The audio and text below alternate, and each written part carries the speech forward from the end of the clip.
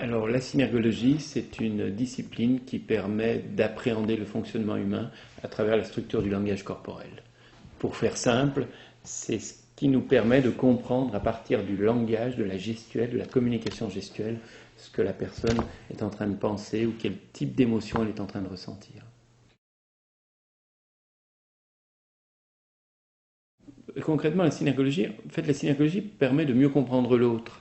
Alors elle va servir à différentes choses selon le champ de compétences dans lequel elle est appliquée.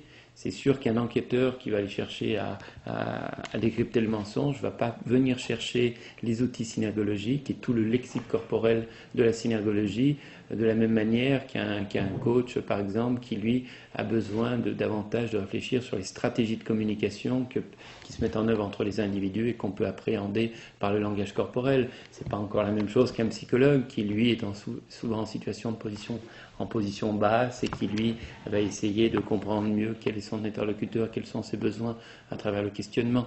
Je crois que ça va dépendre un petit peu du public qui va rejoindre les synergologues pour faire de la synergologie.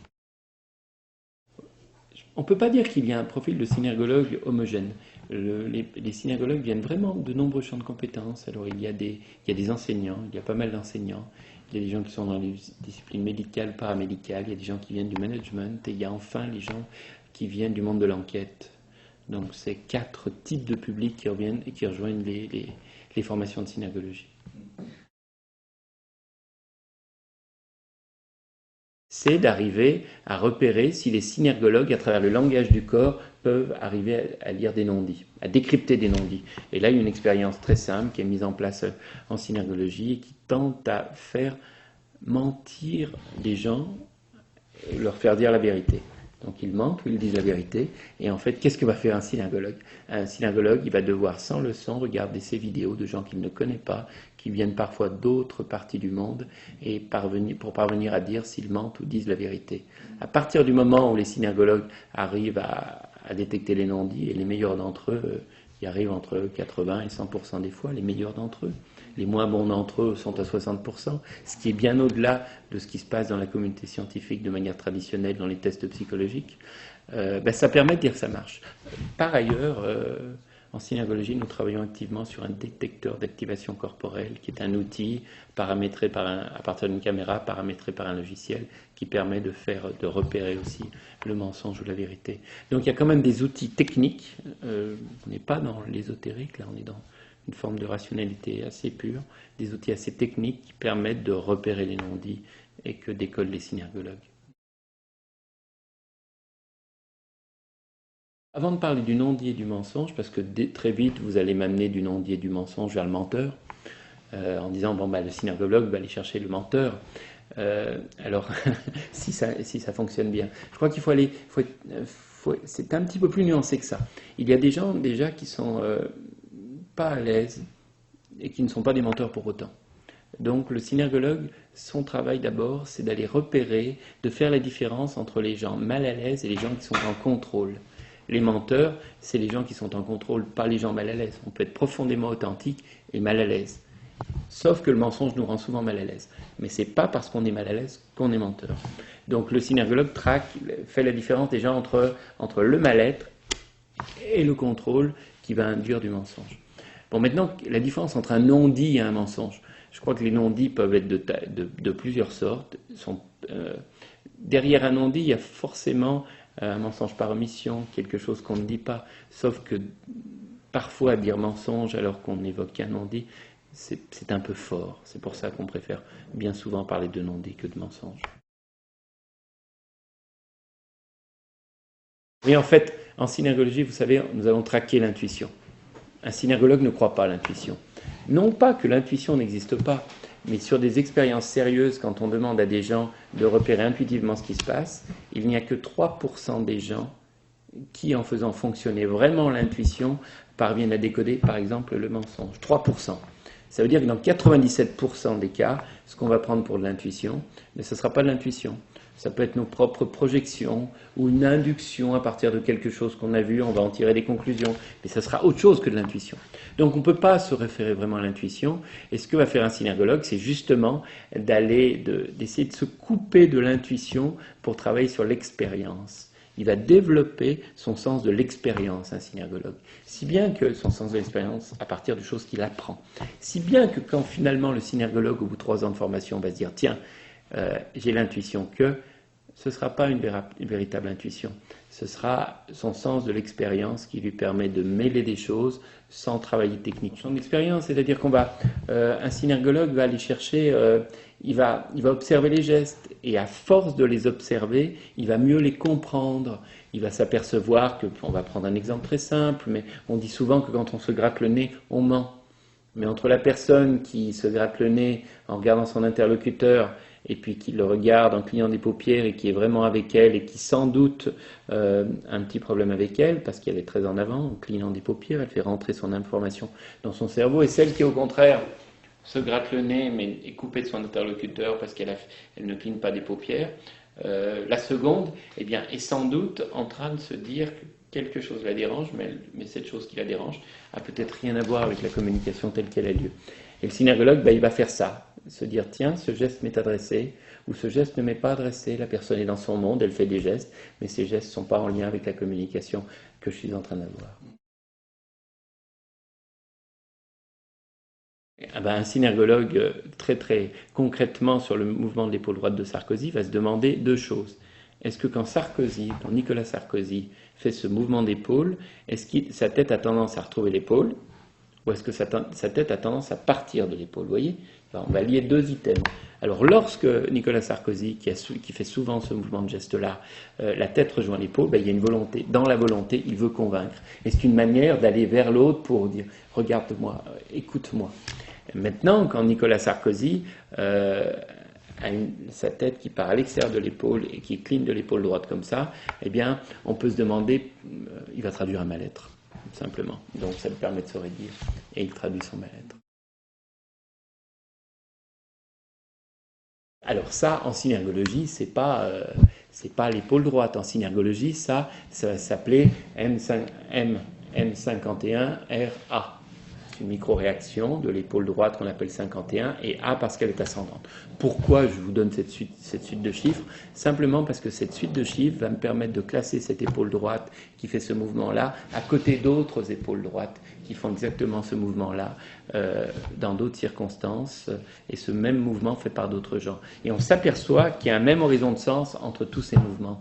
Donc qu'est-ce que fait le synergologue? Il fabrique une base de données avec des gestes et il regarde si ces gestes vont tous dans le même horizon de sens. Si ces gestes vont tous dans le même horizon de sens, il en tire un horizon de sens qui devient une petite vérité, entre guillemets. C'est à partir de ça qu'il va travailler. Vérité toute petite parce que on peut avoir toujours oublié quelque chose quand on regarde un item.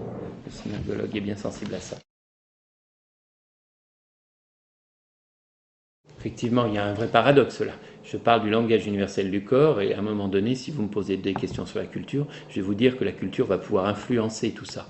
Alors, est-ce que le langage est universel ou est-ce qu'il est culturel? En fait, étonnamment, le langage du corps est universel et il est culturel. Vous allez me dire que ça s'entrechoque pas tant que ça. D'abord, ce qu'il faut savoir, c'est qu'on a un capital génétique qui est un capital hérité, qui fait que, par exemple, si un bébé né aveugle, grandit aveugle, quand il va commencer à dire oui, eh bien, quand il va commencer à dire oui, il va faire oui en remuant la tête. Et ça, dans quelques régions du monde qu'il ait grandi et dans quelques cultures qu'il ait grandi. N'oublions pas qu'il est aveugle de naissance. Donc, il y a un certain nombre de choses comme ça qui sont inscrites dans notre capital génétique. Et puis, les gestes, ce qui va nous permettre de nous comprendre d'ailleurs. Vous demandez votre route quand vous êtes dans une autre partie du monde, eh bien vous allez vous apercevoir que la personne va vous indiquer la route alors que vous n'allez pas parler la même langue. Donc c'est-à-dire que de cerveau à cerveau, on a un minimum de choses qui fait qu'on peut communiquer. Maintenant, qu'est-ce qui va se passer? Il y a des cultures qui nient les émotions alors que d'autres cultures ne les nient pas du tout, ont tendance à les renforcer. Toutes les cultures qui vont renforcer les émotions vont faire que l'amplitude des gestes l'amplitude va être plus forte.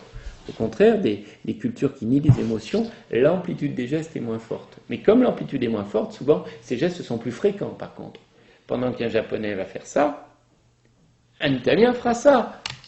Ce qui veut dire que pendant que le japonais, du point de vue de la fréquence, fera 5 ou 6 petits gestes, l'italien n'en fera qu'un ou deux grands. Au bout du compte, on dira que l'italien fait plus de gestes, mais ce n'est pas vrai, il fait des gestes plus amples.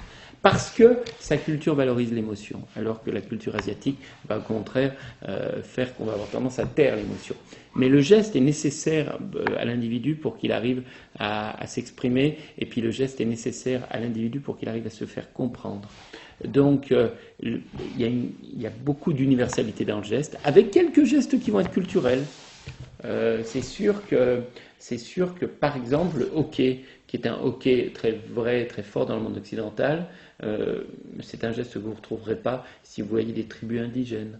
Mais les tribus indigènes, lorsqu'elles communiquent et que les indigènes entre guillemets, font des gestes entre eux, vous allez vous apercevoir que ces gestes ont exactement la même dynamique que les gestes faits par des Français, des Anglais.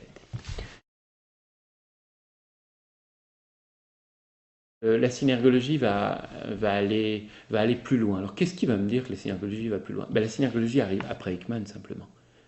Ekman, les thèses de Paul Ekman sont un travail extrêmement sérieux qui a été fait sur les émotions primaires. Mais le travail de Paul Ekman était fait maintenant il y a une trentaine, une quarantaine d'années. Ça veut dire que ce travail-là est disponible pour la communauté scientifique et ça va permettre de réfléchir à d'autres hypothèses. Et Paul Ekman a réfléchi sur les émotions primaires et pour ce faire, il a beaucoup travaillé sur les gestes du visage, les petits gestes du visage, les micro-réactions du visage. Mais il a assez peu travaillé sur le corps, par exemple. Toute la dynamique corporelle qui fait que je vais exprimer mes émotions, il l'a un petit peu exclu de son champ de compétences en pensant que l'activité du corps était une activité socio-culturelle, que l'influence de la culture était énorme. Et donc, du coup, tous ces petits mouvements d'épaule, dont nous avons parlé, tous ces petits mouvements d'épaule, toutes ces petites attitudes que fait le corps quand on communique, il les a un petit peu oubliées.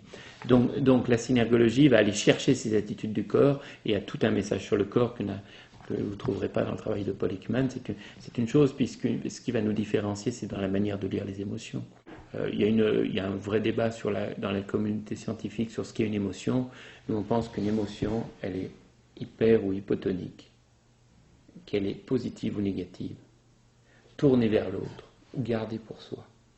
Et ce sont ces trois critères mêlés les uns aux autres qui vont nous permettre de décrypter, de lire toutes les émotions. On ne va pas se poser la question de savoir si l'émotion, on est plutôt face à une pulsion, face à une émotion ou face à un sentiment. On ne se demandera pas, par exemple, si l'amour c'est une émotion, ou si l'amour c'est un sentiment, ou si l'amour c'est un... Non, le synergologue va travailler sur des états corporels. Donc il y a des états corporels, on va avoir 8 états corporels, et ces états corporels sont des émotions au sens large. Un exemple très précis, si je vous dis que moi je suis vraiment heureux de vous retrouver là aujourd'hui, parce que je suis sûr qu'on va passer un moment agréable ensemble, vous allez vous demander si je pense vraiment ce que je dis, et vous allez vous apercevoir que mes épaules sont très relevées. Alors vous allez dire, tiens, ça peut être la joie, effectivement, parce que la joie fait que quand on est joyeux, les épaules remontent. Mais en même temps, maintenant, vous allez dire, tiens, c'est marrant, il me dit qu'il est heureux, mais je vois à certains traits de son visage, par exemple, ces petits muscles-là sont assez détendus. Par exemple, ces commissures des lèvres sont descendantes. Par exemple, il y a une petite rétractation au niveau des narines. Par exemple, son teint est un petit peu pâle. Par exemple, il me regarde avec son œil droit alors qu'il devrait me regarder avec son œil gauche. Par exemple, ces petits signes qui vont vous faire dire, tiens, certes, il est hypertonique comme pour la joie, pour me dire qu'il est heureux, mais maintenant, je vais voir que l'émotion qui me traduit est négative. D'autre part, je vais m'apercevoir que sa tête va vraiment vers moi. Il cherche vraiment à me faire passer un message, mais il y a peut-être un décalage entre la joie qui est normalement, ou le bonheur qui est normalement une émotion hypertonique, positive, tournée vers l'autre, et ce que je suis en train de traduire en ce moment, qui est une émotion hypertonique, négative, tournée vers l'autre. La PNL, c'est une méthode qui va aller travailler certes sur les états corporels, mais qui va lier ces états corporels à un discours sur les stratégies de communication. La synergologie, le champ du lexique corporel est vraiment une partie tellement intégrante de son corpus de connaissances que c'est ce qui permet à la synergologie d'aller plus loin, si vous voulez, pour aller vite. Maintenant, il y a une énorme différence entre la PNL et la synergologie. C'est qu'un synergologue, c'est pas quelqu'un qui va se mettre en situation de communiquer avec le corps pour rencontrer l'autre. Alors qu'en PNL, on va proposer des stratégies de synchronisation pour arriver à rencontrer l'autre et communiquer avec lui. Le synergologue ne va pas se poser cette question-là. Il n'est pas comportementaliste. Un synergologue ne pense pas à son corps. Je ne suis pas en train de me dire, tiens, ça serait bien que je parle avec la main gauche et puis que je penche la tête à gauche. Un synergologue va essayer d'oublier qui il est pour que son énergie cérébrale soit tournée vers l'autre, pour mieux comprendre qui est l'autre et lui envoyer les bons messages. Donc c'est une différence énorme, ça, qui fait qu'on s'oublie pour mieux comprendre l'autre, parce que si on se laisse foncièrement aller, eh bien, on risque d'être beaucoup plus ouvert dans la communication avec l'autre, puis surtout beaucoup plus réceptif au message de l'autre. D'autre part, il y a une grosse différence. C'est que la PNL va proposer, pour bien communiquer, d'avoir un corps ouvert, et puis de chercher à aller chercher par son corps le corps de l'autre, pour que les deux corps se synchronisent, ou en tout cas se parlent mieux. Le synergologue ne pense pas ça du tout. Il pense que pour savoir exactement ce que ressent et pense l'autre, il faut surtout lui permettre de pouvoir livrer ses messages négatifs s'il en a. Le synergologue ne va pas chercher l'accord pour l'accord avec l'autre.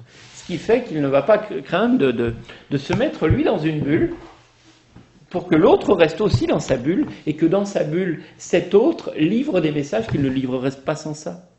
Parce qu'un des risques de la communication, quand par son corps, on essaye d'avoir un corps qui va chercher l'autre de manière assez parfaite, c'est que l'autre rentre effectivement dans la communication, mais nous dise ce que nous avons envie d'entendre, et pas ce qu'il pense réellement. Alors, dans l'aménagement de la communication, il y a des différences qui sont énormes. Sans parler du discours, le synergologue ne croit vraiment pas, par exemple, que nos sens nous permettent que notre discours soit lié à nos sens. La PNL va dire par exemple qu'un visuel va avoir tendance à employer davantage de mots qui sont liés au sens visuel. Je vois, c'est clair, des mots comme ça qui sont liés au sens visuel. Regardez des interviews d'aveugles de naissance et puis écoutez les mots. Vous allez vous apercevoir qu'un aveugle de naissance va vous dire qu'il voit. C'est sûr qu'il ne voit pas. Il sent et son ressenti lui permet de percevoir des choses qu'il va appeler lui voir. Mais il n'y a pas de rapport réel, selon nous, et en tout cas il n'est pas formalisé scientifiquement, entre les sens dont on se sert et puis les raisonnements que nous avons.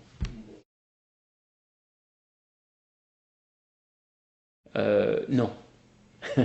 Non, parce que si je suis mal à l'aise et que j'ai envie de vous mentir, par exemple, reprenons ce même exemple de se gratter le nez en faisant très attention. Il y a juste une zone là qui est du non-dit. Et puis, le non-dit n'est pas forcément lié à ce qu'on est en train de se dire. Donc, il faudrait être plus nuancé. Mais reprenons cet exemple basique. Si je sais qu'il ne faut pas que je me gratte le nez, parce que si je me gratte le nez, je fais passer un message négatif qui va exprimer le fait que je suis en train de penser à quelque chose que je ne veux pas dire. Certes, je ne vais pas mettre la main sur le nez, je ne vais pas me gratter. Sauf que le fait de me gratter, ça me permettait d'être à l'aise. Donc ça veut dire que si je ne me gratte pas, je vais avoir d'autres mouvements du corps qui vont révéler mon mal-être. Et je n'aurais pas livré ce message, mais je vais en livrer un autre. Je vais peut-être partir en arrière, peut-être que je vais vous mettre à vous regarder différemment, peut-être que ma main et ma tête ne vont plus aller dans la même direction. Vous voyez, si je suis bien avec vous, ma main va aller avec dans le sens de ma tête. Si maintenant je suis mal à l'aise, ma main va peut-être partir vers l'extérieur. Tous ces messages-là, on ne peut pas les appréhender parce qu'il y a trop de messages qui sont des messages inconscients.